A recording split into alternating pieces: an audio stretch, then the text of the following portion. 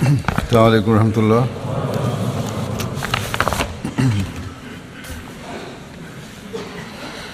اشہد ان لا الہ الا اللہ وحدہ لا شریک لہ واشہد ان محمدا عبدہ ورسولہ۔ اما بعد فاعوذ باللہ من الشیطان الرجیم۔ بسم اللہ الرحمن الرحیم۔ الحمد للہ رب العالمین الرحمن الرحیم مالک یوم الدین۔ إياك نعبد وإياك نستعين اهدنا الصراط المستقيم صراط الذين أنعمت عليهم غير المغضوب عليهم ولا الضالين۔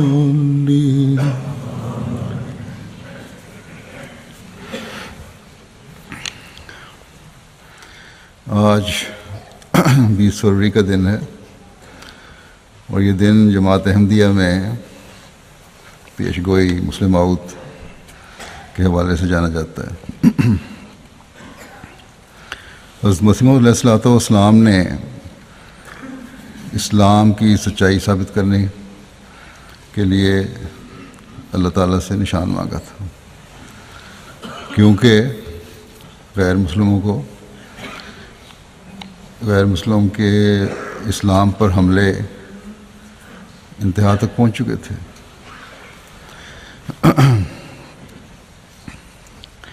اس لیے آپ علیہ السلام نے چلہ کشی فرمائی اور اللہ تعالیٰ نے غیر معمولی نشان کی قبولیت دعا کے نتیجے میں آپ کو خبر دی۔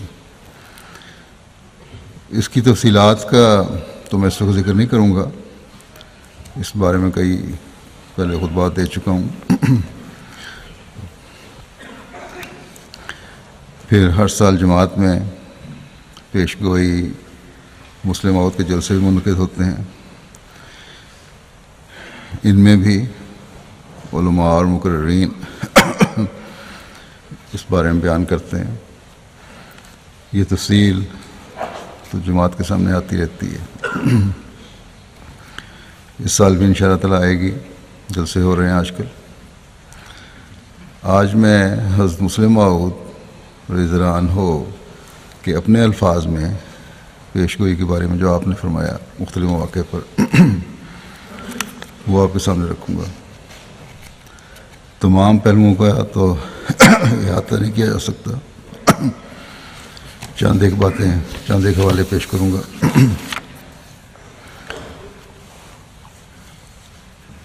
1944 میں پیش گوئی مسلم موعود کا پس منظر بیان کرتے ہوئے حضرت مسلم موعود نے فرمایا کہ آج سے پورے 58 سال پہلے، جس کو 59واں سال شروع ہو رہا ہے، آج 20 فروری کے دن 1886 میں یہ ہوشیارپور کی تقریر ہے کہ اس ہوشیارپور میں، اس مکان میں جو کہ میری انگلی کے سامنے ہے، جہاں اب تقریر فرمایا تھے، سامنے ہی مکان تھا میدان کے، ایک ایسے مکان میں جو اس وقت طویلہ کہلاتا تھا، جس کے معنی یہ ہیں کہ وہ رہائش کا اصلی مقام نہیں تھا، بلکہ ایک رئیس کے زائد مکانوں میں سے وہ ایک مکان تھا، جس میں شاید اتفاقی طور پر کوئی مہمان ٹھہر جاتا ہو، یا وہاں انہوں نے اسٹور بنا رکھا ہو، یا حسب ضرورت جانور باندھے جاتے ہوں۔ قادیان کا ایک گمنام شخص، جس کو خود قادیان کے لوگ بھی پوری طرح نہیں جانتے تھے، لوگوں کی اس مخالفت کو دیکھ کر جو اسلام اور بانی اسلام سے وہ رکھتے تھے، اپنے خدا کے حضور علیحدگی میں عبادت کرنے اور اس کی نصرت اور تائید کا نشان طلب کرنے کے لیے آیا، اور 40 دن لوگوں سے علیحدہ رہ کر اس نے اپنے خدا سے دعائیں مانگیں۔ 40 دن کی دعاؤں کے بعد خدا نے اس کو ایک نشان دیا۔ وہ نشان یہ تھا کہ میں نہ صرف ان وعدوں کو جو میں نے تمہارے ساتھ کیے ہیں پورا کروں گا اور تمہارے نام کو دنیا کے کناروں تک پہنچاؤں گا، بلکہ اس وعدے کو زیادہ شان کے ساتھ پورا کرنے کے لیے میں تمہیں ایک بیٹا دوں گا جو بعض خاص صفات سے متصف ہوگا۔ وہ اسلام کو دنیا کے کناروں تک پھیلائے گا، کلام الہی کے معارف لوگوں کو سمجھائے گا، رحمت اور فضل کا نشان ہوگا، اور وہ دینی اور دنیاوی علوم جو اسلام کی اشاعت کے لیے ضروری ہیں اسے عطا کیے جائیں گے۔ اسی طرح اللہ تعالیٰ اس کو لمبی عمر عطا فرمائے گا یہاں تک کہ وہ دنیا کے کناروں تک شہرت پائے گا۔ پھر آپ نے ایک جگہ فرمایا کہ دشمنان سلسلہ یہ اعتراضات کرتے رہتے ہیں کہ جب یہ اشتہار شائع ہوا، جس کا مختصر پورا پیشگوئی کا حوالہ نہیں دیا گیا، الفاظ نہیں پڑھے گئے، کچھ باتیں بیان ہوئی ہیں پہلے، تو آپ نے فرمایا کہ جب یہ اشتہار شائع ہوا تو دشمن نے اس پر بھی اعتراضات کا ایک سلسلہ شروع کر دیا۔ تب 22 مارچ 1886 کو آپ نے ایک اور اشتہار شائع فرمایا۔ دشمنوں نے اعتراض یہ کیا تھا کہ ایسی پیشگوئی کا کیا اعتبار کیا جا سکتا ہے کہ میرے ہاں ایک لڑکا پیدا ہوگا؟ کیا ہمیشہ لوگوں کے ہاں لڑکے پیدا نہیں ہوا کرتے؟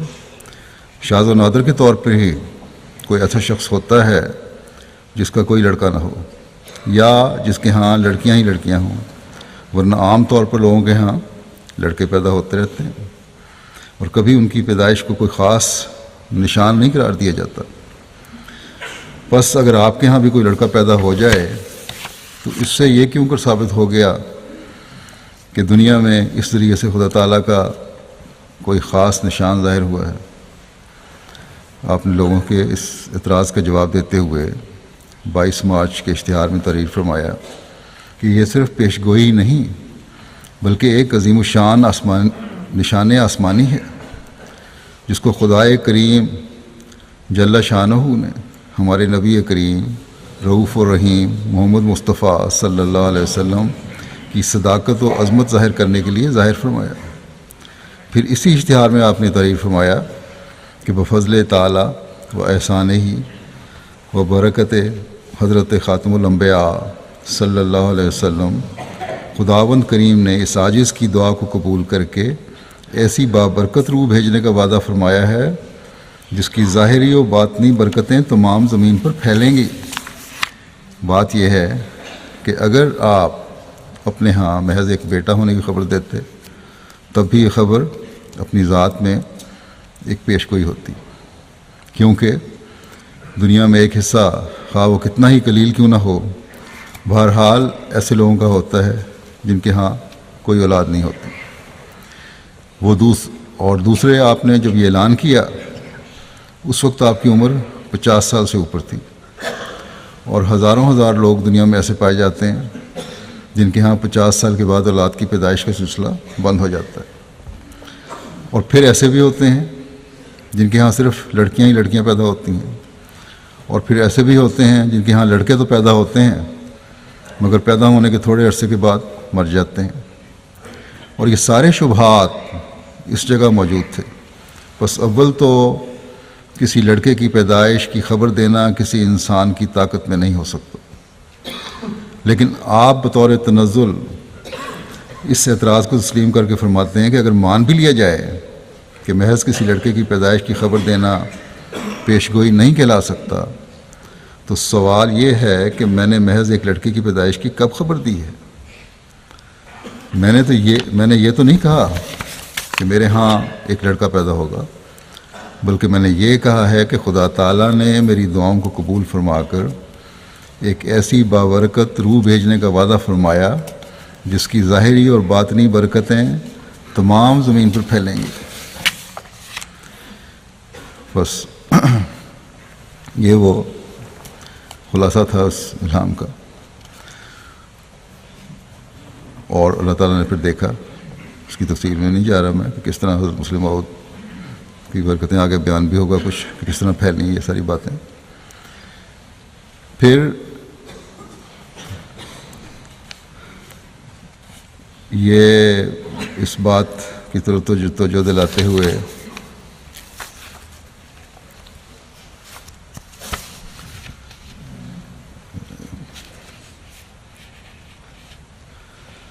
کہ بعض لوگ اعتراض کرتے ہیں کہ آپ مسلم موعود نہیں، بلکہ اس زمانے میں بھی یہ اعتراض تھے، بلکہ بعد میں کہیں 300-400 سال بعد یا 100 سال یا 200 سال بعد مسلم موعود پیدا ہوگا. آپ فرماتے ہیں کہ بعض لوگ کہتے ہیں کہ مسلم موعود حضرت مسیح موعود علیہ السلام کی کسی آئندہ نسل سے 300-400 سال کے بعد آئے گا، موجودہ زمانے میں نہیں آ سکتا. مگر ان میں سے کوئی شخص خدا کا خوف نہیں کرتا کہ وہ پیش گوئی کے الفاظ کو دیکھے اور ان پر غور کرے. حضرت مسیح موعود علیہ السلام تو لکھتے ہیں، اس وقت اسلام پر اعتراض کیا جاتا ہے کہ اسلام اپنے اندر نشان نمائی کی کوئی طاقت نہیں رکھتا. چنانچہ پنڈت لیکھ رام اعتراض کر رہا تھا کہ اگر اسلام سچا ہے تو نشان دکھایا جائے. اندرمن اعتراض کر رہا تھا کہ اگر اسلام سچا ہے تو نشان دکھایا جائے. آپ اللہ تعالیٰ کے حضور جھکتے ہیں اور کہتے ہیں کہ اے خدا، تو ایسا نشان دکھا جو ان نشان طلب کرنے والوں کو اسلام کا قائل کر دے. تو ایسا نشان دکھانا جو اندرمن مراد آبادی وغیرہ کو اسلام کا قائل کر دے، اور یہ معترض یہ نشان دکھانا تھا. اور یہ معترض ہم بتاتے ہیں کہ جب حضرت مسیح علیہ السلام نے اللہ تعالیٰ کے حضور یہ دعا کی تو خدا نے آپ کو یہ خبر دی کہ آج سے 300 سال کے بعد ہم تمہیں ایک بیٹا عطا فرمائیں گے جو اسلام کی صداقت کا نشان ہوگا. کیا دنیا میں کوئی بھی شخص ہے جو اس بات کو معقول قرار دے سکے؟ یہ تو ایسی بات ہے جیسے کوئی شخص سخت پیاسا ہو اور کسی شخص کے دروازے پر جائے اور کہے، بھائی مجھے سخت پیاس لگی ہوئی ہے، خدا کے لیے مجھے پانی پلاؤ. اور وہ آگے سے یہ جواب دے کہ صاحب اب گھبرائیں نہیں، میں نے امریکہ خط لکھا ہوا ہے، وہاں سے اسی سال کے آخر تک ایک اعلیٰ درجے کا ایسنس آ جائے گا اور اگلے سال آپ کو شربت بنا کر پلا دیا جائے گا. کوئی پاگل سے پاگل بھی ایسی بات نہیں کر سکتا. کوئی پاگل سے پاگل بھی ایسی بات خدا اور اس کے رسول کی طرف منسوب نہیں کر سکتا.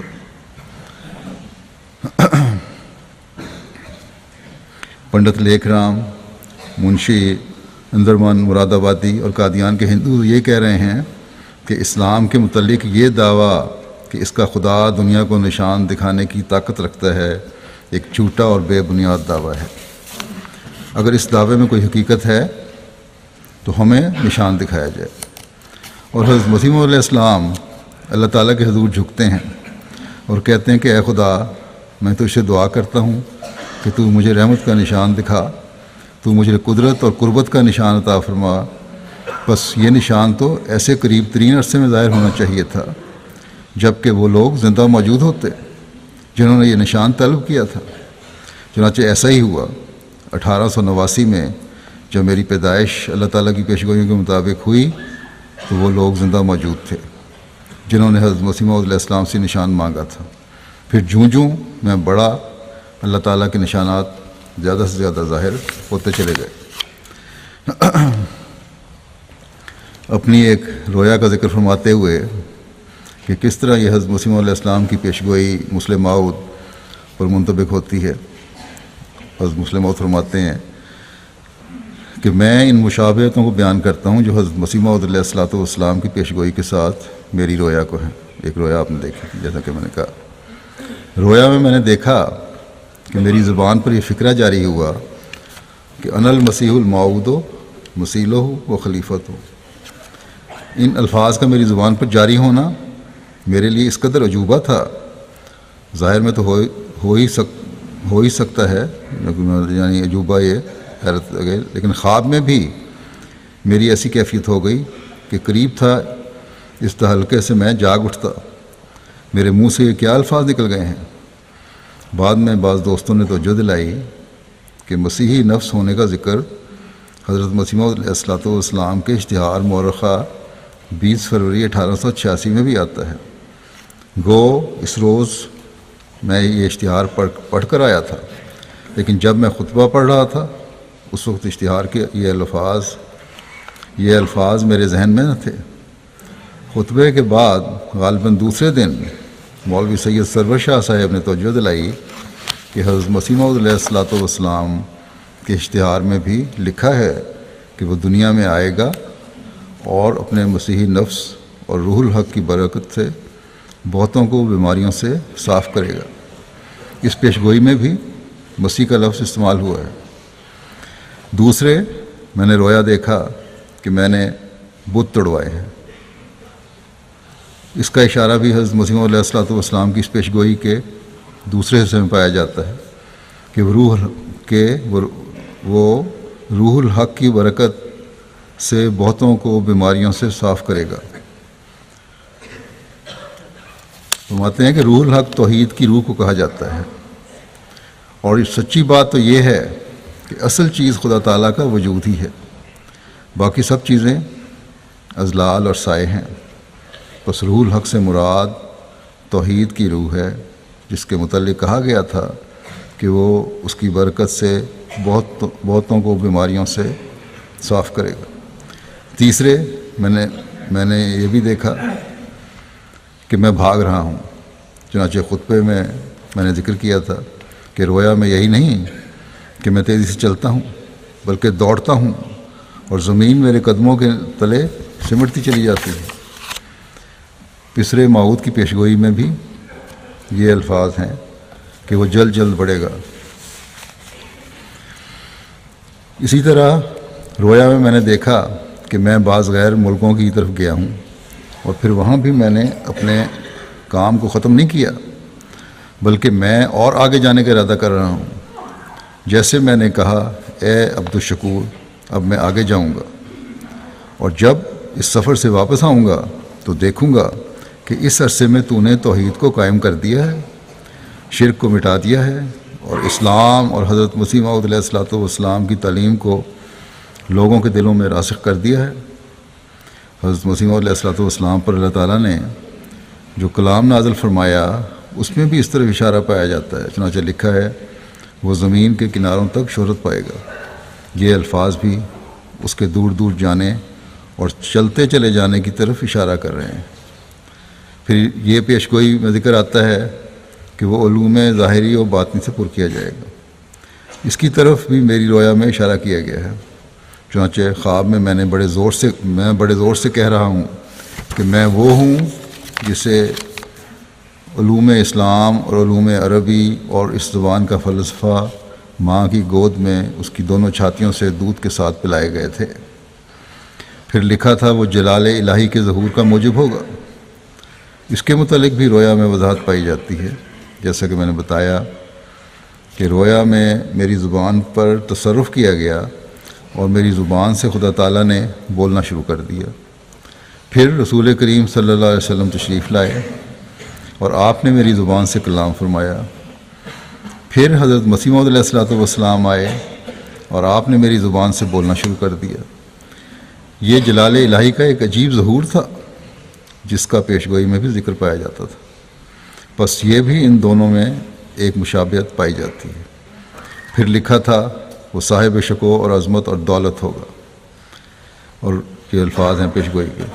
اور رویا میں بھی یہ دکھایا گیا کہ ایک قوم ہے جس میں ایک شخص کو لیڈر مقرر کرتا ہوں، اور ان الفاظ میں جیسے ایک طاقتور بادشاہ اپنے ماتحت کو کہہ رہا ہو، اسے کہتا ہوں کہ اے عبدالشکور، تم میرے سامنے اس بات کے ذمہ دار ہوگے کہ تمہارا ملک قریب ترین عرصے میں توحید پر ایمان لے آئے، شرک کو ترک کر دے، رسول کریم صلی اللہ علیہ وسلم کی تعلیم پر عمل کرے، اور حضرت مسیح موعود علیہ الصلوۃ والسلام کے ارشادات کو اپنے مد نظر رکھے۔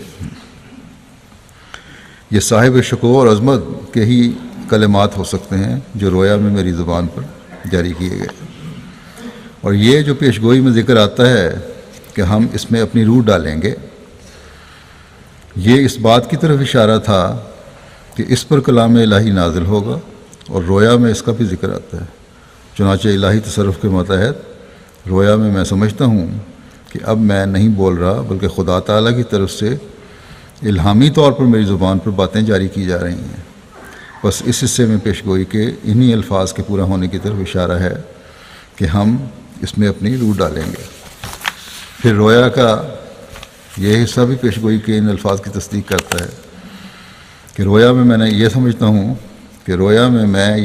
ہوں کہ ہر قدم جو میں اٹھا رہا ہوں وہ کسی پہلی وحی کے مطابق اٹھا رہا ہوں۔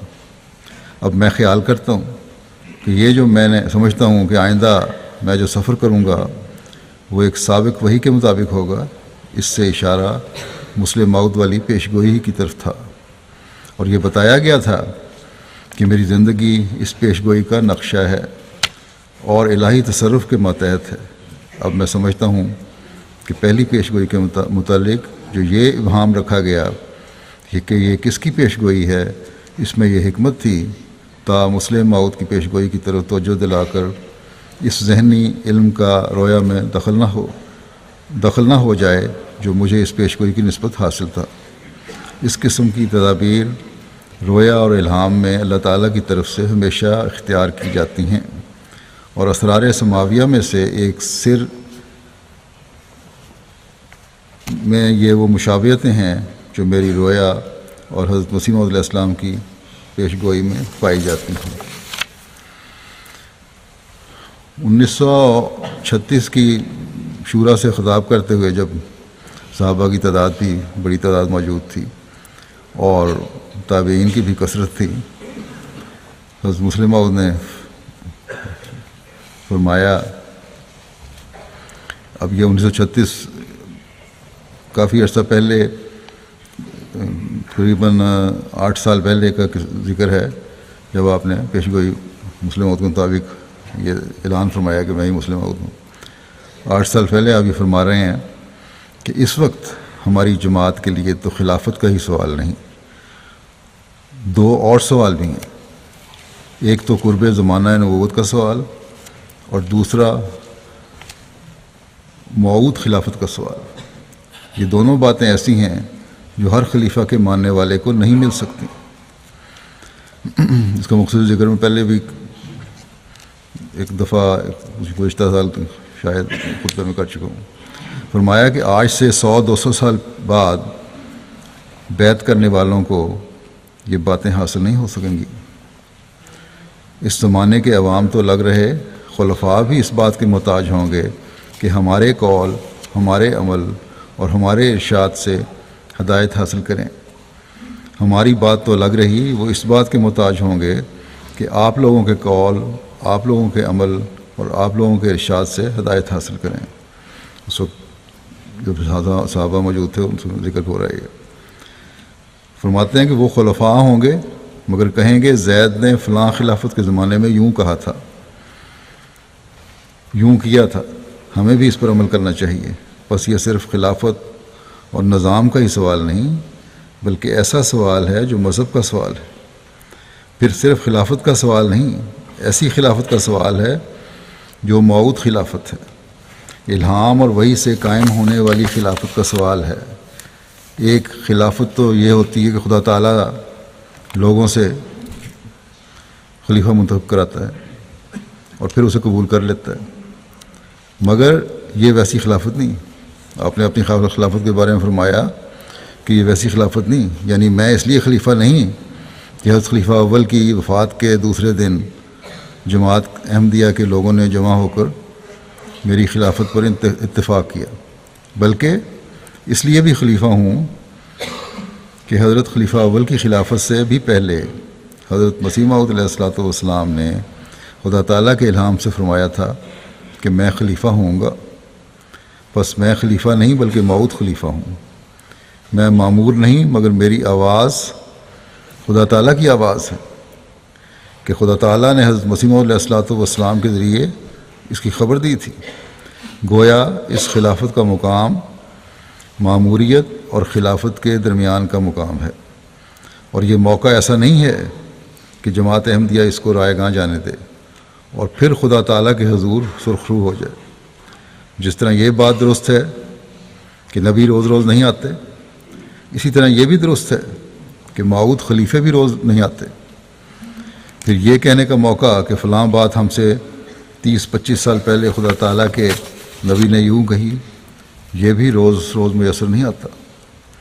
جو روحانیت اور قرب کا احساس اس شخص کے دل میں پیدا ہو سکتا ہے جو یہ کہتا ہے کہ آج سے 30 سال پہلے خدا تعالیٰ کے مامور اور مرسل نے یہ فرمایا تھا، اس شخص کے دل میں کیوں کر پیدا ہو سکتا ہے جو یہ کہے کہ آج سے 200 سال پہلے خدا تعالیٰ کے فرستادے نے فلاں بات یوں کہی تھی، کیونکہ 200 سال بعد کہنے والا اس کی تصدیق نہیں کر سکتا، لیکن 20-30 سال بعد کہنے والا اس کی تصدیق کر سکتا ہے۔ اور اس لحاظ سے آپ نے فرمایا کہ اس زمانے کے لوگوں کی جو باتیں ہیں وہ آئندہ خلفاء ان سے سبق لے کر بیان کیا کریں گے۔ پھر لوگوں کے یہ کہنے پر کہ آپ مسلم موعود ہیں تو پھر اعلان کیوں نہیں کرتے؟ کیونکہ اعلان تو آپ نے 1944 میں کیا تھا۔ اس پر آپ نے فرمایا کہ لوگوں نے کوشش بھی کی ہے کہ مجھ سے دعویٰ کرائیں کہ میں مسلم موعود ہوں، مگر میں نے کبھی اس کی ضرورت نہیں سمجھی۔ مخالف کہتے ہیں کہ آپ کے مرید آپ کو مسلم موعود کہتے ہیں، مگر آپ خود دعویٰ نہیں کرتے۔ مگر میں کہتا ہوں کہ مجھے دعویٰ کی ضرورت کیا ہے؟ اگر میں مسلم موعود ہوں تو میرے دعویٰ نہ کرنے سے میری پوزیشن میں کوئی فرق نہیں آ سکتا۔ جب میرا عقیدہ یہ ہے کہ جو پیشگوئی غیر معمور کے متعلق ہو اس کے لیے دعویٰ کرنا ضروری نہیں۔ فرمایا کہ میرا عقیدہ یہ ہے کہ جو پیشگوئی غیر معمور کے متعلق ہو اس کے لیے دعویٰ کرنا ضروری نہیں، اور مجدد بھی غیر معمور ہوتا ہے، تو پھر ایسے دعویٰ کی مجھے کیا ضرورت ہے؟ رسول اللہ صلی اللہ علیہ وسلم نے ریل کے متعلق پیشگوئی فرمائی تھی، کیا ضروری ہے کہ ریل دعویٰ کرے؟ دجال کی پیشگوئی موجود ہے، مگر کیا دجال کا دعویٰ کرنا ضروری ہے؟ ہاں، معمور کی پیشگوئی میں دعوے کی ضرورت ہوتی ہے، باقی غیر معمور کو معمور کو تو خواہ پتہ بھی نہ ہو کہ وہ پیشگوئی اس کی ذات میں پوری ہو گئی، کوئی حرج کی بات نہیں۔ امت مسلمہ میں مجددین کی جو فہرست حضرت مسیح علیہ السلام کو دکھانے کے بعد شائع ہوئی، ان میں سے کتنے ہیں جنہوں نے دعویٰ کیا ہو؟ میں نے خود حضرت مسیح علیہ السلام سے سنا ہے کہ مجھے تو اورنگ زیب بھی اپنے زمانے کا مجدد نظر آتا ہے، مگر کیا اس نے کوئی دعویٰ کیا؟ عمر بن عبدالعزیز کو مجدد کہا جاتا ہے، کیا ان کا کوئی دعویٰ ہے؟ پس غیر معمور کے لیے دعویٰ ضروری نہیں، دعویٰ صرف معمورین کے متعلق پیشگوئیوں میں ضروری ہے۔ غیر معمور کے صرف کام کو دیکھنا چاہیے، اگر کام پورا ہوتا نظر آ جائے تو پھر اس کے دعویٰ کی کیا ضرورت ہے؟ اس صورت میں تو وہ انکار بھی کرتا جائے تو ہم کہیں گے کہ وہی اس پیشگوئی کا مصداق ہے۔ اگر عمر بن عبدالعزیز مجدد ہونے سے انکار بھی کرتے تو ہم کہہ سکتے تھے کہ وہ اپنے زمانے کے مجدد ہیں، کیونکہ مجدد کے لیے کسی دعوے کی ضرورت نہیں۔ دعویٰ صرف ان مجددین کے لیے ضروری ہے جو معمور ہوں۔ ہاں، جو غیر معمور اپنے زمانے میں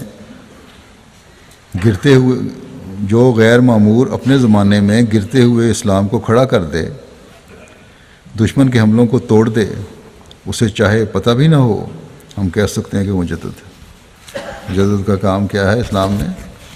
جو اسلام کی گرتی ہوئی ساکھ کو، تعلیم کو کھڑا کر دے، اس کے دشمن کے حملوں کو اسلام کے خلاف توڑ دے، وہ مجدد ہے۔ فرمایا کہ ہاں، معمور مجدد وہی ہو سکتا ہے جو دعویٰ کرے، جیسے حضرت مسیح علیہ السلام نے کیا۔ بس میری طرف سے مسلم موعود ہونے کے دعویٰ کی کوئی ضرورت نہیں، اور مخالفوں کی ایسی باتوں سے گھبراہٹ کی بھی کوئی ضرورت نہیں۔ اس میں کوئی حد تک کی بات نہیں، اصل عزت وہی ہوتی ہے جو خدا تعالیٰ کی طرف سے ملتی ہے، چاہے دنیا کی نظروں میں انسان ذلیل سمجھا جائے۔ اگر وہ خدا تعالیٰ کے راستے پر چلے تو اس کی درگاہ میں وہ ضرور معزز ہوگا، اور اگر کوئی شخص جھوٹ سے کام لے کر اپنے غلط دعوے کو ثابت بھی کر دے اور اپنی چستی یا چالاکی سے لوگوں میں غلبہ بھی حاصل کر لے تو خدا تعالیٰ کی درگاہ میں وہ عزت حاصل نہیں کر سکتا، اور جسے خدا تعالیٰ کے دربار میں عزت حاصل نہیں، وہ خاص ظاہری لحاظ سے کتنا معزز کیوں نہ ہو سمجھا جائے، اس نے کچھ کھویا ہی ہے، حاصل نہیں کیا، اور آخر ایک دن وہ ذلیل ہو کر رہے گا۔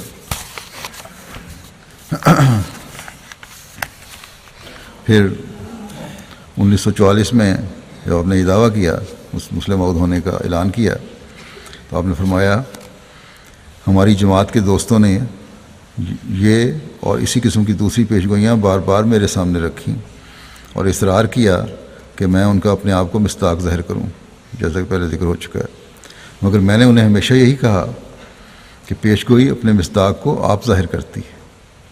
اگر یہ پیشگوئیاں میرے متعلق ہیں تو زمانہ خود بخود گواہی دے دے گا کہ ان پیشگوئیوں کا میں مصداق ہوں، اور اگر میرے متعلق نہیں تو زمانے کی گواہی میرے خلاف ہوگی۔ دونوں صورتوں میں مجھے کہنے کی ضرورت نہیں۔ اگر یہ پیشگوئیاں میرے متعلق نہیں تو میں یہ کہہ کر کیوں گناہ گار بنوں کہ یہ پیشگوئیاں میرے متعلق ہیں، اور اگر میرے ہی متعلق ہیں تو مجھے جلد بازی کی کیا ضرورت ہے، وقت خود بخود ظاہر کر دے گا۔ غرض جیسے الہام الہی میں کہا گیا تھا، انہوں نے کہا کہ آنے والا یہی ہے یا ہم دوسرے کی راہ تکیں۔ دنیا نے اس سوال اتنی دفعہ کیا کہ اس پر ایک لمبا عرصہ گزر گیا۔ اس لیے لمبے عرصے کے متعلق بھی حضرت مسیح موعود علیہ الصلوۃ والسلام کے الہامات میں خبر موجود ہے۔ مثلا حضرت یعقوب علیہ السلام کے متعلق حضرت یوسف علیہ السلام کے بھائیوں نے یہ کہا تھا کہ تو اسی طرح یوسف کی باتیں کرتا رہے گا یہاں تک کہ قریب المرگ ہو جائے گا یا ہلاک ہو جائے گا، اور یہی الہام حضرت مسیح موعود علیہ السلام کو ہوا۔ اسی طرح یہ الہام ہونا کہ یوسف کی خوشبو مجھے آ رہی ہے بتاتا تھا کہ خدا تعالیٰ کی مشیت کے ماتحت یہ چیز ایک لمبے عرصے کے بعد ظاہر ہوگی۔ میں اب بھی اس یقین پر قائم ہوں کہ اگر ان پیشگوئیوں کے متعلق مجھے اللہ تعالیٰ کی طرف سے موت کے قریب وقت تک یہ علم نہ دیا جاتا کہ یہ میرے متعلق ہیں، بلکہ موت تک مجھے علم نہ دیا جاتا اور واقعات خود بخود ظاہر کر دیتے کہ چونکہ یہ پیشگوئیاں میرے زمانے میں اور میرے ہاتھ سے پوری ہوئی ہیں اس لیے میں ہی ان کا مصداق ہوں، تو اس میں کوئی حرج نہ تھا۔ کسی کشف یا الہام کا تائیدی طور پر ہونا ایک زائد امر ہے، لیکن خدا تعالیٰ نے اپنی مشیت کے ماتحت اگر اس امر کو ظاہر کر دیا اور مجھے اپنی طرف سے علم بھی دے دیا کہ مسلم موعود سے تعلق رکھنے والی پیشگوئیاں میرے متعلق ہیں، چنانچہ آج میں نے پہلی دفعہ وہ تمام پیشگوئیاں منگوا کر اس نیت کے ساتھ دیکھیں کہ میں ان پیشگوئیوں کی حقیقت سمجھوں اور دیکھوں کہ اللہ تعالیٰ نے ان میں سے کیا کچھ بیان فرمایا ہے۔ ہماری جماعت کے دوست چونکہ میری طرف ان پیشگوئیوں کو منسوب کیا کرتے تھے، اس لیے میں ہمیشہ ان پیشگوئیوں کو غور سے پڑھنے سے بچتا تھا اور ڈرتا تھا کہ کوئی غلط خیال قائم نہ ہو جائے، مگر آج پہلی دفعہ میں نے وہ تمام پیشگوئیاں پڑھیں، اور اب ان پیشگوئیوں کو پڑھنے کے بعد میں خدا تعالیٰ کے فضل سے یقین اور وثوق کے ساتھ کہہ سکتا ہوں کہ خدا تعالیٰ نے یہ پیشگوئی میرے ذریعے سے ہی پوری کی ہے۔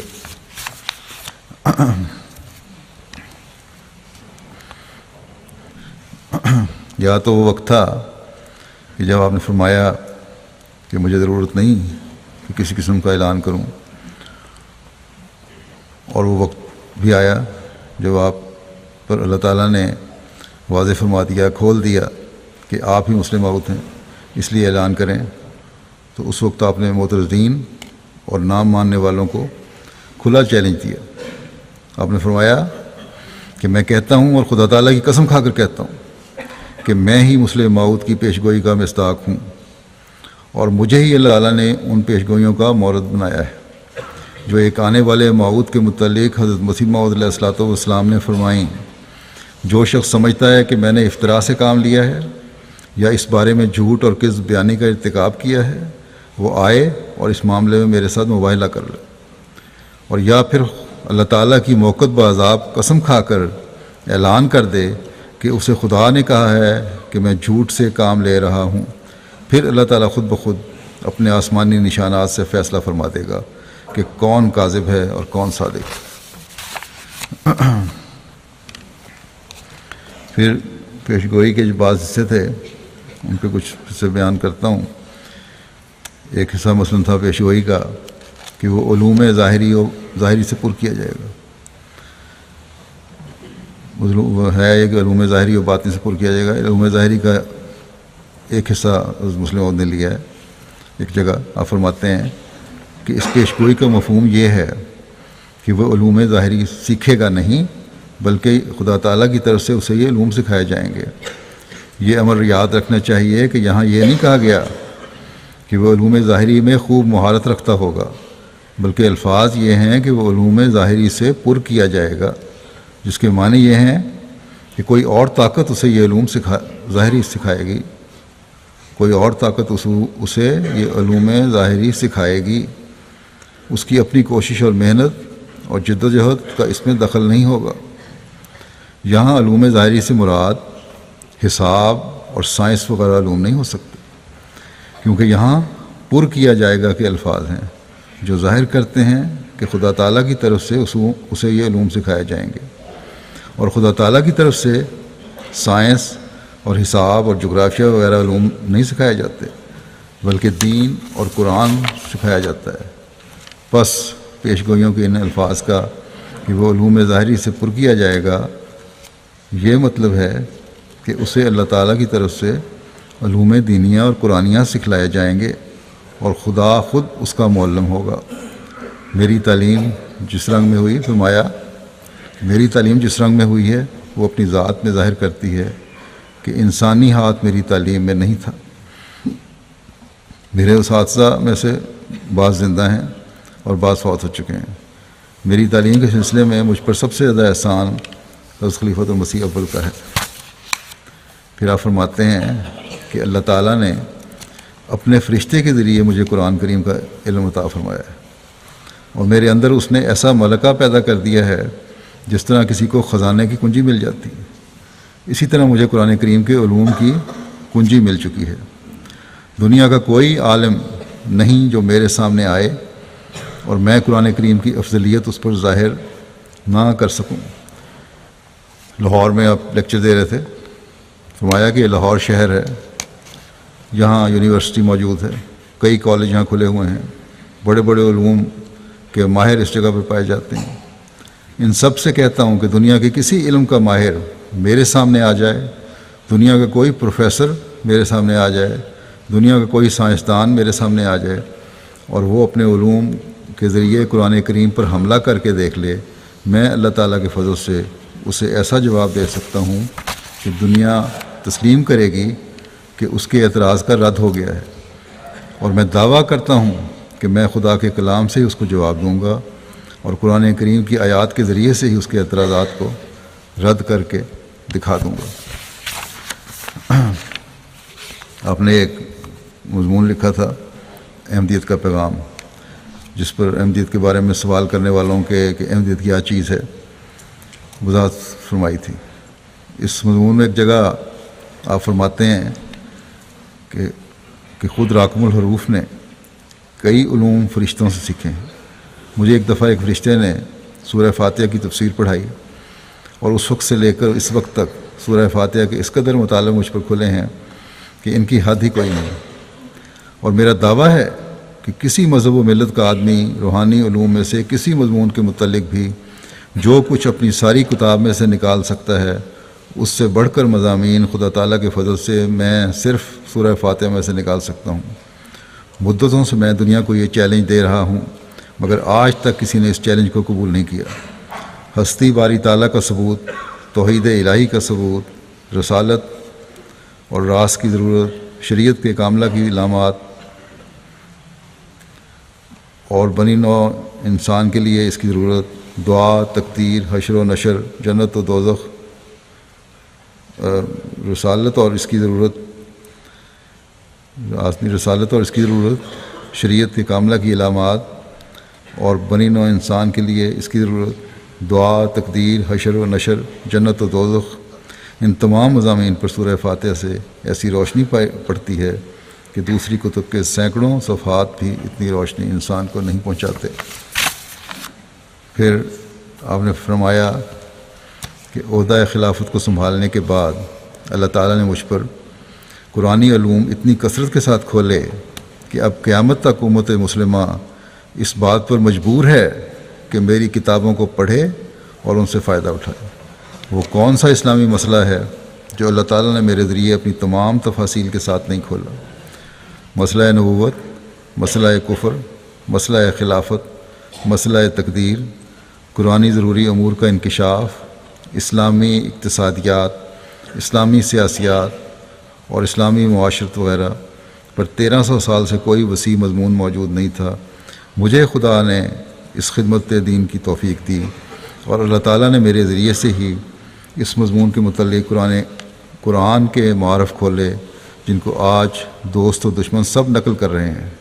مجھے کوئی لاکھ گالیاں دے، مجھے لاکھ برا بھلا کہے، جو شخص اسلام کی تعلیم کو دنیا میں پھیلانے لگے گا اس سے میرا خوشہ چین ہونا پڑے گا، مجھ سے بہرحال مدد لینی پڑے گی، اور وہ میرے احسان سے کبھی باہر نہیں جا سکے گا، چاہے پیغامی ہوں یا مصری۔ ان کی اولادیں جب بھی دین کی خدمت کا ارادہ کریں گی وہ اس بات پر مجبور ہوں گی کہ میری کتابوں کو پڑھیں اور ان سے فائدہ اٹھائیں، بلکہ میں بغیر فخر کے کہہ سکتا ہوں کہ اس بارے میں سب خلفاء سے زیادہ مواد میرے ذریعے سے جمع ہوا ہے اور ہو رہا ہے۔ بس مجھے یہ لوگ خواہ کچھ کہیں، خواہ کتنی بھی گالیاں دیں، ان کے دامن میں اگر قرآن کے علوم پڑھیں گے تو میرے ذریعے سے ہی، اور دنیا ان کو یہ کہنے پر مجبور ہوگی کہ اے نادانوں، تمہاری جھولی میں تو جو کچھ بھرا ہوا ہے وہ تم نے اسی سے لیا ہے، پھر اس کی مخالفت تم کس منہ سے کر رہے ہو؟ پھر ایک خطبے میں آپ نے فرمایا کہ ہمارے ایک استاد تھے، اچھا وہ لمبا اور وقت تھوڑا چھوڑتا ہوں آگے، پھر فرماتے ہیں کہ 1907 میں سب سے پہلے استاد کا یہ قصہ ہے کہ وہ مسلم کے درس میں شامل ہوتے تھے لیکن اور اپنے باقی ساتھیوں کے درس میں شامل نہیں ہوتے تھے کہ وہاں مجھے نکات نہیں ملتے۔ بہر خلاصہ یہ ہے۔ پھر ایک جگہ فرماتے ہیں کہ 1907 میں سب سے پہلی دفعہ میں نے پبلک تقریر کی، جلسے کا موقع تھا، بہت سے لوگ جمع تھے، حضرت خلیفۃ المسیح اول بھی موجود تھے۔ میں نے سورہ لقمان کا دوسرا رکوع پڑھا اور پھر اس کی تفسیر بیان کی۔ میری اپنی حالت اس وقت یہ تھی کہ جب میں کھڑا ہوا تو چونکہ اس سے پہلے میں پبلک میں کبھی لیکچر نہیں دیا تھا اور میری عمر بھی اس وقت صرف 18 سال کی تھی، پھر اس وقت حضرت خلیفہ اول بھی موجود تھے، انجمن کے ممبران بھی تھے اور بہت سے اور دوست بھی آئے ہوئے تھے، اس لیے میری آنکھوں کے آگے اندھیرا چھا گیا۔ اس وقت مجھے کچھ معلوم نہیں تھا کہ میرے سامنے کون بیٹھا ہے اور کون نہیں۔ تقریر آدھ گھنٹے یا پون گھنٹہ جاری رہی۔ جب میں تقریر ختم کر کے بیٹھا تو مجھے یاد ہے کہ حضرت خلیفہ اول نے کھڑے ہو کر فرمایا، میاں میں تم کو مبارکباد دیتا ہوں کہ تم نے ایسی اعلیٰ تقریر کی۔ میں تمہیں خوش کرنے کے لیے یہ نہیں کہہ رہا، میں تمہیں یقین دلاتا ہوں کہ میں بہت پڑھنے والا ہوں اور میں نے بڑی بڑی تفسیریں پڑھی ہیں، مگر میں نے بھی آج تمہاری تقریر میں قرآن کریم کے وہ مطالب سنے ہیں جو پہلی تفسیروں میں ہی نہیں بلکہ مجھے پہلے معلوم ہی نہیں تھے۔ اب یہ اللہ تعالیٰ کا محض فضل تھا، ورنہ حقیقت یہ ہے کہ اس وقت تک نہ میرا مطالعہ وسیع تھا اور نہ قرآن کریم پر لمبے غور کا کوئی زمانہ گزرا تھا۔ پھر بھی اللہ تعالیٰ نے میری زبان پر اس وقت ایسے معارف جاری کر دیے جو پہلے بیان نہیں ہوئے تھے۔ وہ علوم باطنی سے پر کیا جائے گا، اس کے بارے میں بھی بتاتا ہوں۔ پہلے تھا ظاہری علوم سے اور باطنی علوم سے پر کیا جائے گا۔ آپ فرماتے ہیں کہ باطنی علوم سے مراد وہ علوم مخصوصہ ہیں جو خدا تعالیٰ سے خاص ہیں، جیسے علم غیب ہے جسے وہ اپنے ایسے بندوں پر ظاہر کرتا ہے جس کو وہ دنیا میں کوئی خاص خدمت سپرد کرتا ہے تاکہ خدا تعالیٰ سے ان کا تعلق ظاہر ہو اور وہ ان کے ذریعے سے لوگوں کے ایمان کو تازہ کر سکیں۔ اس شک میں بھی اللہ تعالیٰ نے مجھ پر خاص عنایت فرمائی ہے اور سینکڑوں خوابیں ہیں اور الہام مجھے ہوئے ہیں جو علوم غیب پر مشتمل ہیں۔ فرماتے ہیں کہ حضرت مسیح علیہ السلام کی زندگی میں ہی جبکہ خلافت کا کوئی سوال بھی ذہن میں پیدا نہیں ہو سکتا تھا، مجھے اللہ تعالیٰ کی طرف سے یہ الہام ہوا کہ ان الذین اتبعوک فوق الذین کفروا الی یوم القیامت، یعنی وہ لوگ جو تجھ پر ایمان لائیں گے ان لوگوں پر جو تیرے مخالف ہوں گے قیامت تک غالب رہیں گے۔ یہ الہام میں نے حضرت مسیح موعود علیہ الصلوۃ والسلام کو سنایا اور آپ نے اسے لکھ لیا۔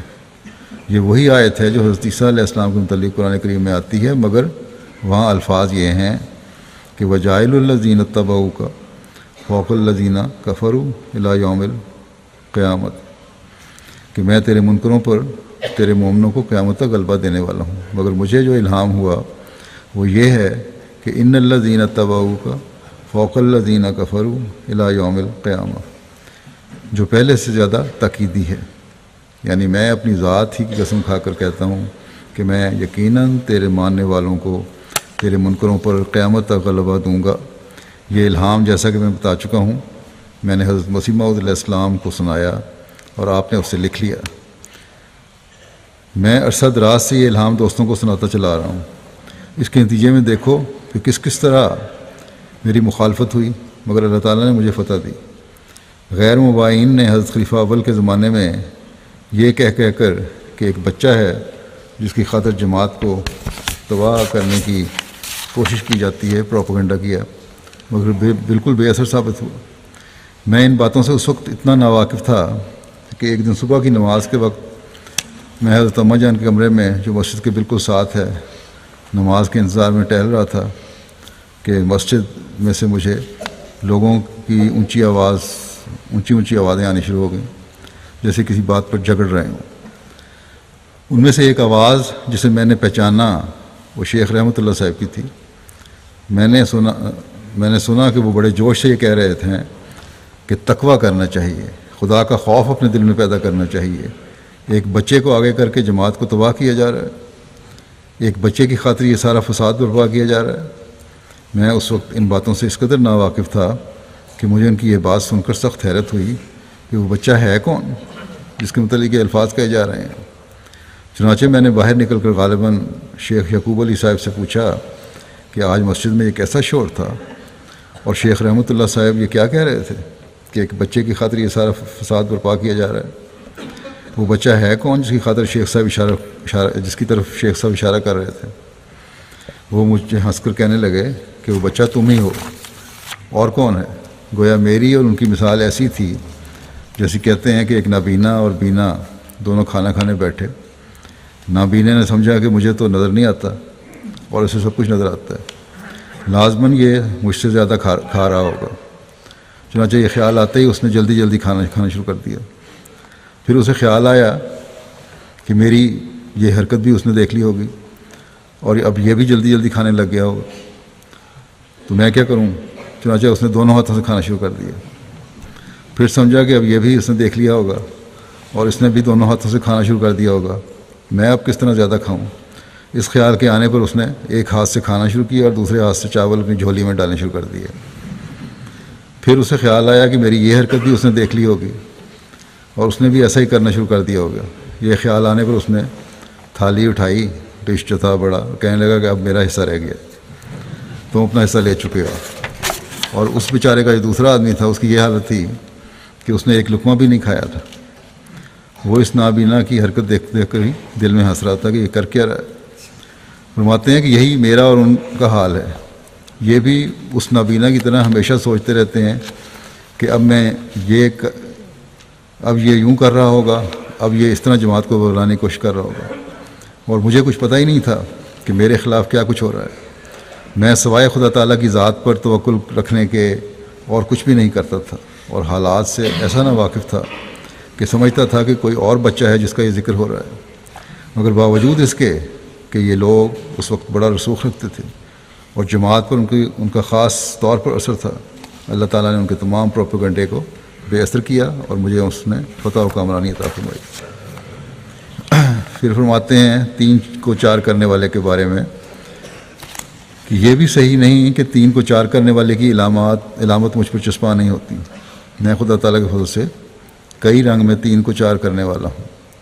اول اس طرح کہ مجھ سے پہلے مرزا سلطان احمد صاحب، مرزا فضل احمد صاحب اور بشیر اول پیدا ہوئے اور چوتھا میں ہوا۔ دوسرے اس طرح کہ میرے بعد حضرت مسیح موعود علیہ السلام کے 3 بیٹے ہوئے اور اس طرح میں نے ان 3 کو 4 کر دیا، یعنی مرزا مبارک احمد، مرزا شریف احمد اور مرزا بشیر احمد، اور چوتھا میں۔ تیسرے اس طرح بھی میں 3 کو 4 کرنے والا ثابت ہوا کہ حضرت مسیح موعود علیہ الصلوۃ والسلام کی زندہ اولاد میں سے ہم صرف 3 بھائی، یعنی میں، مرزا بشیر احمد صاحب اور مرزا شریف احمد صاحب، حضرت مسیح موعود علیہ الصلوۃ والسلام پر ایمان رکھنے کے لحاظ سے آپ کے روحانی بیٹوں میں شامل تھے۔ مرزا سلطان احمد صاحب آپ کی روحانی ذریت میں شامل نہیں تھے۔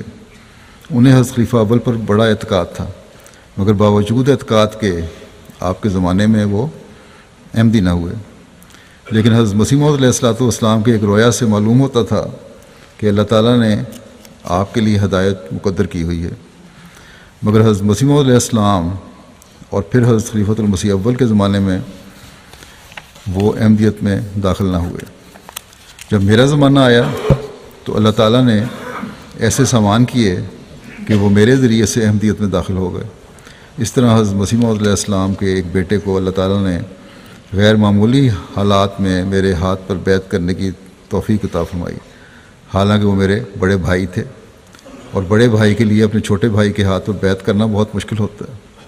چنانچہ بیعت کے بعد انہوں نے خود بتایا کہ میں ایک عرصے تک اس وجہ سے بیعت کرنے سے رکتا رہا کہ اگر میں بیعت کرتا تو حضرت مسیح موعود علیہ السلام کی کرتا یا حضرت خلیفہ اول کی کرتا، جن پر مجھے بڑا اعتقاد تھا۔ اپنے چھوٹے بھائی کے ہاتھ پر کس طرح بیعت کر لوں؟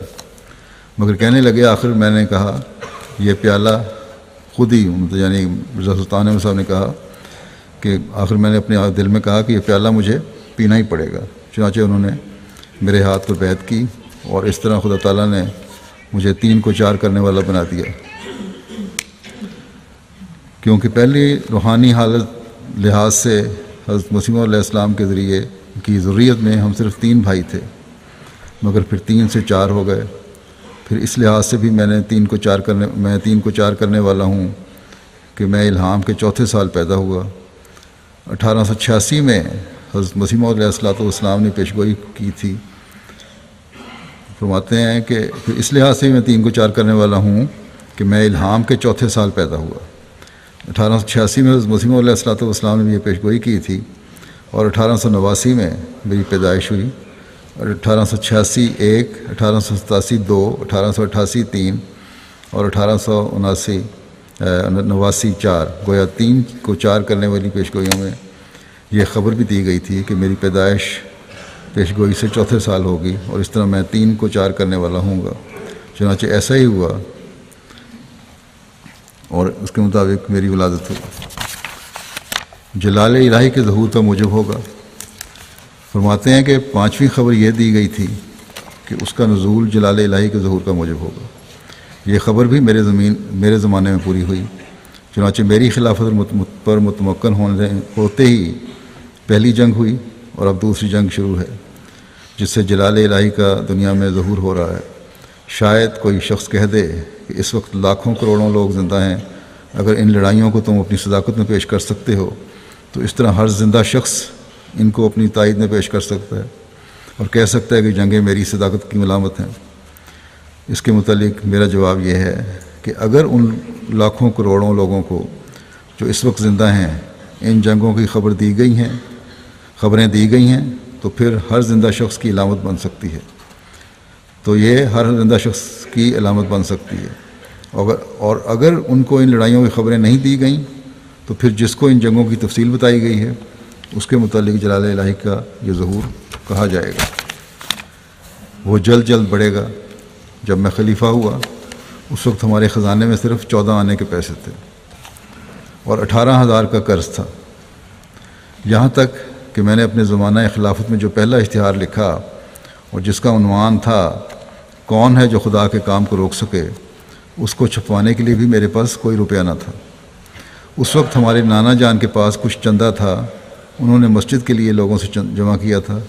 انہوں نے اس چندے میں سے 200 روپیہ اس اشتہار کے چھپوانے کے لیے دیا اور کہا کہ یہ جب خزانہ میں روپیہ آنا شروع ہو جائے گا تو یہ 200 روپیہ ادا ہو جائے گا۔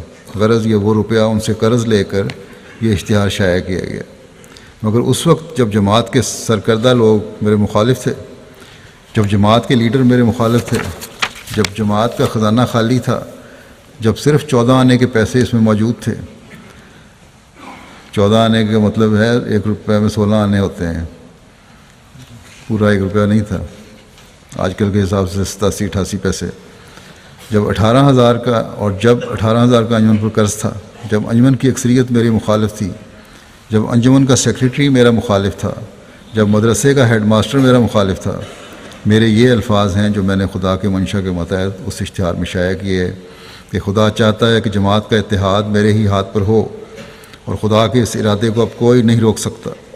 کیا وہ نہیں دیکھتے کہ ان کے لیے صرف 2 ہی راہ کھلے ہیں، یا تو وہ میری بیعت کر کے جماعت میں تفرقہ کرنے سے باز رہیں، یا اپنی نفسانی خواہشات کے پیچھے پڑ کر اس پاک باغ کو جسے پاک لوگوں نے خون کے آنسوؤں سے سینچا تھا اکھاڑ کر پھینک دیں۔ جو کچھ ہو چکا، مگر اب اس میں کوئی شک نہیں کہ جماعت کا اتحاد ایک ہی طریق سے ہو سکتا ہے کہ جسے خدا نے خلیفہ بنایا ہے اس کے ہاتھ پر بیعت کی جائے، ورنہ ہر ایک شخص جو اس کے خلاف چلے گا تفرقہ کا باعث ہوگا۔ فرمایا کہ پھر میں نے لکھا کہ اگر سب دنیا مجھے مان لے تو میری خلافت بڑی نہیں ہو سکتی، اور سب کے سب خدا نخواستہ مجھے ترک کر دیں تو بھی میری خلافت میں فرق نہیں آ سکتا۔ جیسے نبی اکیلا ہی نبی ہوتا ہے، اسی طرح خلیفہ اکیلا بھی خلیفہ ہوتا ہے۔ بس مبارک ہے وہ جو خدا کے فیصلے کو قبول کرے۔ خدا تعالیٰ نے جو بوجھ مجھ پر رکھا ہے وہ بہت بڑا ہے، اور اگر اس کی مدد میرے شامل حال نہ ہو تو میں کچھ نہیں کر سکتا، لیکن مجھے اس پاک ذات پر یقین ہے کہ وہ ضرور میری مدد کرے گا۔ غرض طرح طرح کی مخالفتیں ہوئیں، سیاسی بھی اور مذہبی بھی، اندرونی بھی اور بیرونی بھی، مگر خدا تعالیٰ نے مجھے توفیق دی کہ میں جماعت کو اور زیادہ ترقی کی طرف لے جاؤں۔ وہ اسیروں کی رستگاری کا موجب ہوگا۔ ایک پیشگوئی یہ بھی کی گئی تھی کہ وہ اسیروں کی رستگاری کا موجب ہوگا۔ اللہ تعالیٰ نے اس پیشگوئی کو بھی میرے ذریعے سے پورا کیا۔ اول تو اس طرح کہ اللہ تعالیٰ نے میرے ذریعے سے ان قوموں کو ہدایت دی جن کی طرف مسلمانوں کو کوئی توجہ نہیں تھی، اور وہ نہایت ذلیل اور پست حالت میں تھیں۔ وہ اسیروں کی سی زندگی بسر کرتی تھی، نہ ان میں تعلیم پائی جاتی تھی، نہ ان کا تمدن اعلیٰ درجے کا تھا، نہ ان کی تربیت کا کوئی سامان تھا، جیسے افریقن علاقے ہیں کہ ان کو دنیا نے الگ پھینکا ہوا تھا، اور وہ صرف بیگار اور خدمت کے کام آتے تھے۔ ابھی مغربی افریقہ کے ایک نمائندہ وہاں جو جہاں تقریر فرما رہے ہیں، اس جلسے میں مغربی افریقہ کے ایک نمائندے نے تقریر بھی کی تھی۔ اس کا حوالہ دیتے ہوئے ہم نے فرمایا کہ آپ لوگوں کے سامنے پیش ہو چکے ہیں، اس ملک کے بعض لوگ تعلیم یافتہ ہیں، لیکن اندرون ملک میں کثرت سے ایسے لوگ پائے جاتے ہیں جو کپڑے تک نہیں پہنتے اور ننگے پھرا کرتے تھے، اور ایسے وحشی لوگوں میں سے اللہ تعالیٰ کے فضل سے میرے ذریعے ہزارہا لوگ اسلام میں داخل ہوئے۔ وہاں کثرت سے عیسائیت کی تعلیم پھیل رہی تھی، اور اب بھی بعض علاقوں میں عیسائیوں کا غلبہ ہے، لیکن میری ہدایت کے ماتحت ان علاقوں میں ہمارے مبلغ گئے، اور انہوں نے ہزاروں لوگ مشرکوں میں سے مسلمان کیے، اور ہزاروں لوگ عیسائیت میں سے کھینچ کر اسلام کی طرف لے آئے۔ اس کا عیسائیوں پر اس قدر اثر ہے کہ انگلستان میں پادریوں کی ایک بہت بڑی انجمن ہے جو شاہی اختیارات رکھتی ہے، اور گورنمنٹ کی طرف سے عیسائیت کی تبلیغ اور اس کی نگرانی کے لیے مقرر ہے۔ اس نے ایک کمیشن اس غرض کے لیے مقرر کیا تھا کہ وہ اس امر کے متعلق رپورٹ کرے کہ مغربی افریقہ میں عیسائیت کی ترقی کیوں رک گئی ہے۔ اس کمیشن نے اپنی انجمن کے سامنے جو رپورٹ پیش کی، اس میں درجن سے زیادہ جگہ احمدیت کا ذکر آتا ہے، اور لکھا ہے کہ اس جماعت نے عیسائیت کی ترقی کو روک دیا ہے۔ غرض مغربی افریقہ اور امریکہ دونوں ملکوں میں حبشی قومیں کثرت سے اسلام لا رہی ہیں۔ اسی طرح اللہ تعالیٰ نے ان قوموں میں تبلیغ کا موقع عطا فرما کر مجھے ان اسیروں کا رستگار بنایا ہے، اور ان کی زندگی کا معیار بلند کرنے کی توفیق عطا فرمائی ہے۔ پھر فرمایا، پھر اسیروں کی رستگاری کے لحاظ سے کشمیر کا واقعہ بھی اس پیشگوئی کی طاقت کا ایک زبردست ثبوت ہے، اور ہر شخص جو ان واقعات پر سنجیدگی کے ساتھ غور کرے یہ تسلیم کیے بغیر نہیں رہ سکتا کہ اللہ تعالیٰ نے میرے ذریعے سے ہی کشمیریوں کی رستگاری کے سامان پیدا کیے اور ان کے دشمنوں کو شکست دی۔ آپ فرماتے ہیں یہ جو پیشگوئی ہے اس کے 2 بہت بڑے اور اہم حصے ہیں۔ پہلا حصہ اس پیشگوئی کا یہ ہے کہ حضرت مسیح موعود علیہ الصلوۃ والسلام کو اللہ تعالیٰ کی طرف سے یہ خبر دی گئی تھی کہ میں تیرے نام کو دنیا کے کناروں تک پہنچاؤں گا۔ اب خالی بیٹا ہونے سے آپ کا نام دنیا کے کناروں تک نہیں پہنچ سکتا جب تک ایسے کام آپ سے ظاہر نہ ہوتے جن سے ساری دنیا میں آپ مشہور ہو جاتے. بعض بڑے بڑے مصنف ہوتے ہیں، وہ ساری عمر تصنیف و تالیف میں مصروف رہتے ہیں، اس وجہ سے ان کا نام مشہور ہو جاتا ہے. بعض بڑے کام کرتے ہیں، بعض برے کام کرتے ہیں اور اس وجہ سے مشہور ہو جاتے ہیں. بعض بڑے بڑے چوروں اور ڈاکوؤں کے نام سے بھی لوگ آشنا ہوتے ہیں، لیکن بہرحال ان کی اچھی یا بری شہرت ساری دنیا تک نہیں ہوتی. کسی ایک علاقے یا ایک حصہ ملک میں ان کی شہرت ہوتی ہے. مگر حضرت مسیح علیہ الصلوۃ والسلام نے یہ خبر دی تھی کہ وہ آپ کا نام دنیا کے کناروں تک پہنچائے گا. بس یہ پیشگوئی اسی صورت میں عظیم الشان پیشگوئی کہلا سکتی تھی جب آپ کی شہرت غیر معمولی حالات میں ہوتی. چنانچہ ہم دیکھتے ہیں کہ ایسے ہی ہوا. جب میں پیدا ہوا تو اس کے 2-2.5 ماہ کے بعد آپ نے لوگوں سے بیعت لی اور اس طرح سلسلہ احمدیت کی بنیاد دنیا میں قائم ہو گئی. فرماتے ہیں کہ میں نے دنیا کے مختلف اطراف میں اسلام اور احمدیت کو پھیلانے کے لیے مشن قائم کر دیے. اب جب حضرت مسیح موعود علیہ الصلوۃ والسلام فوت ہوئے اس وقت صرف ہندوستان اور کسی قدر افغانستان میں جماعت احمدیہ قائم تھی. باقی کسی جگہ احمدیہ مشن قائم نہیں تھا. مگر جیسا کہ خدا تعالیٰ نے پیشگوئی میں بتایا تھا وہ زمین کے کناروں تک شہرت پائے گا. اللہ تعالیٰ نے مجھے توفیق دی کہ مختلف ممالک میں احمدیہ مشن قائم کروں. چنانچہ میں نے اپنی خلافت کے ابتدا میں ہی انگلستان، سیلون اور موریشس میں احمدیہ مشن قائم کیے. پھر یہ سلسلہ بڑھا اور بڑھتا چلا گیا. چنانچہ ایران میں، روس میں، عراق میں، مصر میں، شام میں، فلسطین میں، لیگوس نائجیریا میں، گولڈ کوسٹ آج کل گھانا کہلاتا ہے، سیرالیون میں، ایسٹ افریقہ میں، یورپ میں سے انگلستان کے علاوہ اسپین میں، اٹلی میں، چیکوسلوواکیہ میں، ہنگری میں، پولینڈ میں، یوگوسلاویہ میں، البانیہ میں، جرمنی میں، یونائٹڈ اسٹیٹس امریکہ میں، ارجنٹائن میں، چین میں، جاپان میں، ملایا میں، اسٹیٹ سیٹلمنٹس میں، سماٹرا میں، جاوا میں، سروبیا میں، کاشغر میں خدا تعالیٰ کے فضل سے مشن قائم ہوئے. ان میں سے بعض مبلغ اس وقت دشمن کے ہاتھوں میں قید ہیں، بعض کام کر رہے ہیں اور بعض مشن جنگ کی وجہ سے عارضی طور پر بند کر دیے گئے ہیں، یعنی جو دوسری جنگ عظیم تھی. غرض دنیا کی کوئی قوم ایسی نہیں جو آج سلسلہ احمدیہ سے واقف نہ ہو. دنیا کی کوئی قوم ایسی نہیں جو یہ محسوس نہ کرتی ہو کہ احمدیت ایک بڑھتا ہوا سیلاب ہے جو ان کے ملکوں کی طرف آ رہا ہے. حکومتیں اس کے اثر کو محسوس کر رہی ہیں، بلکہ بعض حکومتیں اس کو دبانے کی بھی کوشش کرتی ہیں. اور یہ صرف زمانے کی بات نہیں، آج کل بھی یہ باتیں سامنے آ رہی ہیں. چنانچہ روس میں جب ہمارا مبلغ گیا تو اسے سخت تکلیفیں دی.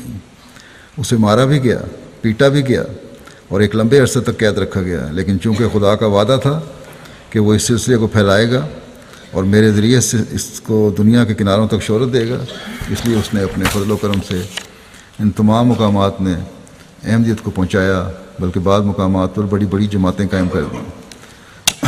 پیشگوئی کے تو مختلف حصے ہیں جو آپ میں بڑی شان سے پورے ہوئے اور کئی مرتبہ پورے ہوئے، مختلف جگہوں پہ پورے ہوئے اور حضرت مسیح علیہ الصلوۃ والسلام کی صداقت کو ظاہر کرتے رہے. حضرت صلی اللہ علیہ وسلم اور اسلام کی شان کو بڑھاتے رہے. اللہ تعالیٰ آپ پر اپنی رحمت ہمیشہ برساتا رہے اور ہمیں بھی اپنی ذمہ داریاں ادا کرنے کی توفیق عطا فرمائے. آزوں کے بعد میں ایک جنازہ غائب بھی پڑھاؤں گا جو مکرم مولانا محمد صدیق شاہد صاحب گرداسپوری مبلغ سلسلہ کا ہے. یہ مکرم میاں کرم الدین صاحب کے بیٹے تھے اور مورخہ 15 فروری 2015 کو 87 سال کی عمر میں انتقال فرما گئے. انا للہ و انا الیہ راجعون. آپ کے مختلف ممالک میں اور مرکز سلسلہ میں مختلف حیثیتوں سے 60 سال تک خدمات سلسلہ بجا لانے کی توفیق ملی. آپ کی ساری زندگی خدمات دینیہ، مسلسل جدوجہد، دعوت اللہ اور اطاعت خلافت سے معمور رہے. جب تک صحت نے اجازت دی آپ دینی امور میں ہماتن مصروف رہے. کچھ عرصہ قبل آپ کو فالج ہوا جس کی وجہ سے آپ صاحب فراش ہو گئے تھے. 31 اکتوبر 1928 کو لودھی ننگل تحصیل بٹالہ میں آپ پیدا ہوئے اور 1914 میں یہ ان کے والد میاں کرم الدین صاحب کو اللہ تعالیٰ نے 1914 میں حضرت خلیفۃ مسیح اول کے ہاتھوں بیعت کرنے کی توفیق عطا فرمائی تھی۔ مولوی صاحب نے، مولانا صدیق صاحب نے پرائمری پاس کرنے کے بعد 1940 میں یہ قادیان آ کر مدرسہ احمدیہ میں داخلہ لے لیا۔ پھر وہاں سے اللہ تعالیٰ کے فضل سے ہوشیار طلباء میں سے تھے، اول دوم پوزیشن آیا کرتی تھی۔ 1947 میں مدرسہ احمدیہ پاس کر کے جامعہ احمدیہ میں داخلہ لیا۔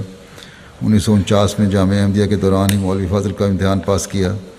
1950 میں جامعۃ المبشرین کی پہلی مربیان کلاس میں داخلہ لیا اور 1952 میں شاہد پاس کر لیا۔ اس کے بعد دعوت اللہ کے سلسلے میں آپ ربا سے پہلی مرتبہ سیرا لیون مغربی افریقہ تشریف لے گئے۔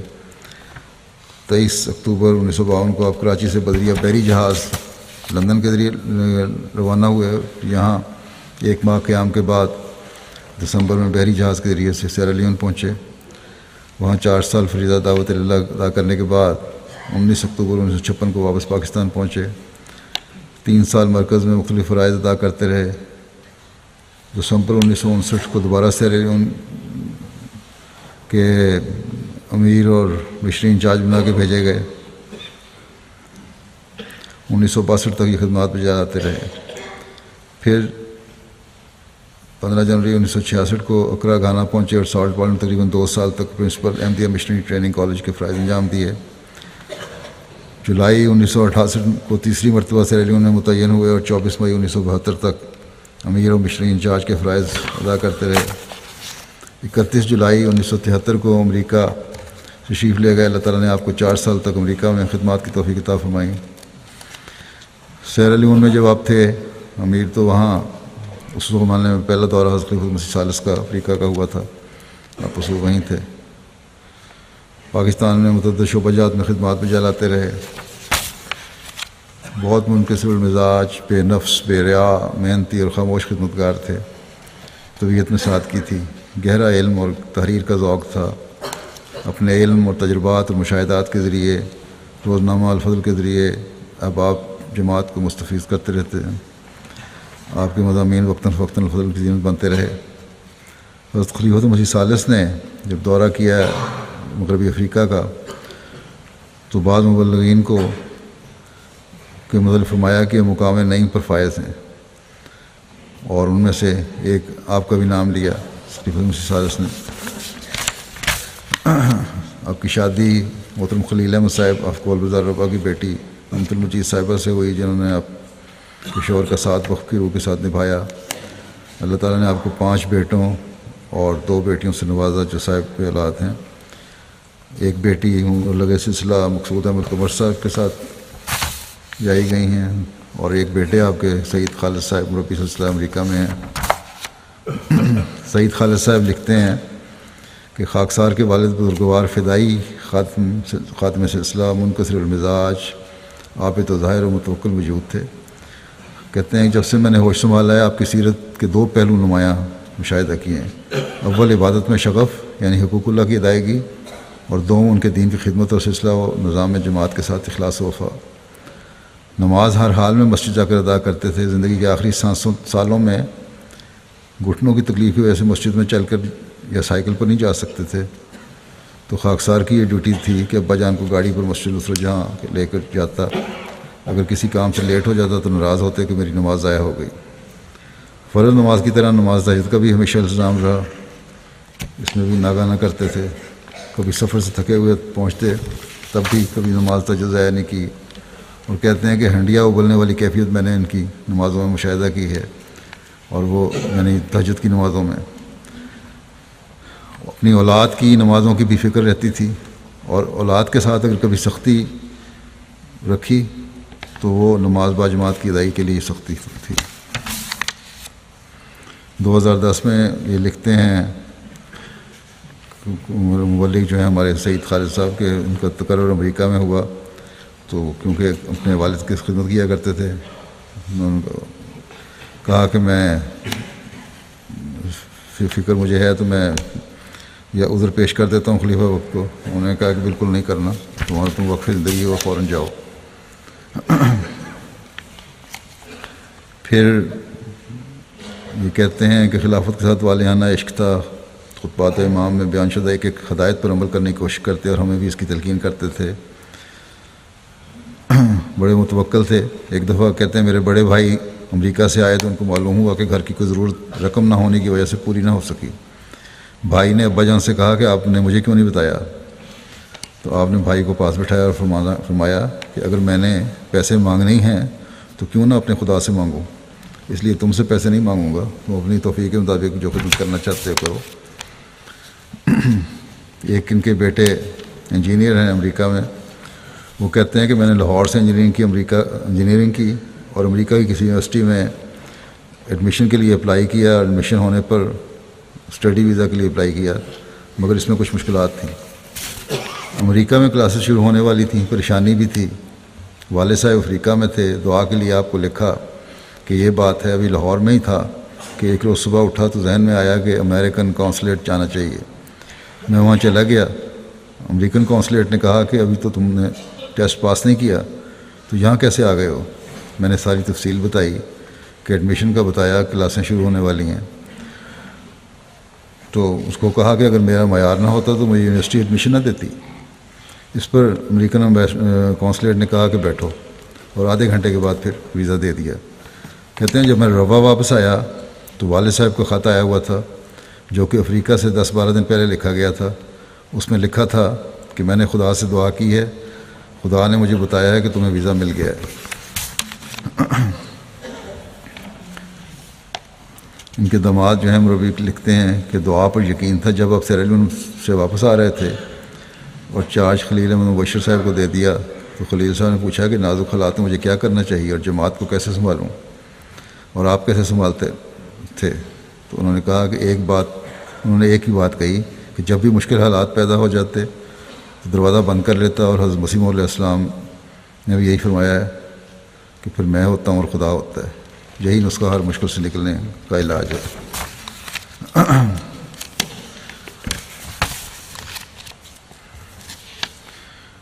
مجید چال کوٹی صاحب بھی لکھتے ہیں کہ مربیوں سے اگر سستی ہوتی تو سختی بڑی کرتے، لیکن خیال بھی بہت رکھا کرتے تھے، پیار بھی بہت کیا کرتے تھے. ہمیشہ اپنے اخراجات کھانے پینے کے سفر میں بھی ہوتے تو خود برداشت کرتے، چاہے سوکھی مونگ پھلی کھا لیں، سوکھی مچھلی کھا لیں. جماعت پہ بوجھ نہیں ڈالتے تھے اخراجات کا. حنیف قمر صاحب ہیں، مربی ہیں. کہتے ہیں کہ جب سیرالیون میں گیا تو جائزہ لیتا تھا میں پرانے مبلغین کے حالات کا. وہاں ایک افریقن مبلغ تھے ہمارے احمدی بھائی پا سلمان ماتسرے صاحب. ان سے ملاقات ہوتی رہتی تھی. انہوں نے خاکسار کو کہا کہ مولوی صاحب کے بارے میں جب ان سے پوچھا تو انہوں نے بتایا کہ وہ تو فرشتہ تھے. ہمارے اس افریقن بھائی کا تبصرہ یقیناً بہت سچا ہے، اور بہت ساری صفات فرشتہ صفت تھے. وہ واقفین زندگی، اللہ تعالیٰ ایسے واقفین زندگی جماعت کو ہمیشہ عطا فرماتا رہے. بڑے متوکل اور اللہ تعالیٰ کی رضا پر راضی رہنے والے تھے. اللہ تعالیٰ مرحوم کے درجات بلند فرمائے اور ان کو اپنے پیاروں کے قرب سے نوازے. ان کے بچوں میں بھی وفا پیدا کرے ہمیشہ جماعت اور خلافت کے ساتھ.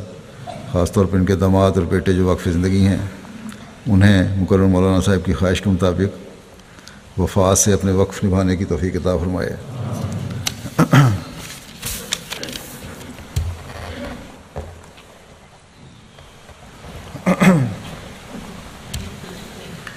الحمد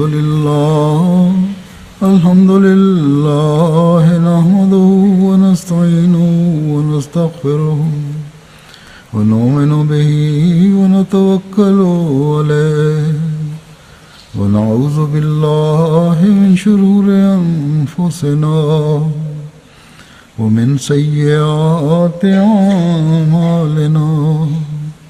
من يهده الله فلا مضل له ومن يضلله فلا هادي له. ونشهد أن لا إله إلا الله ونشهد أن محمدا عبده ورسوله. عباد الله رحمكم الله إن الله يأمر بالعدل والإحسان وإيتاء ذي القربى وينهى عن الفحشاء والمنكر والبغي يعظكم لعلكم تذكرون اذكروا الله يذكركم وادعوه يستجب لكم ولذكر الله أكبر.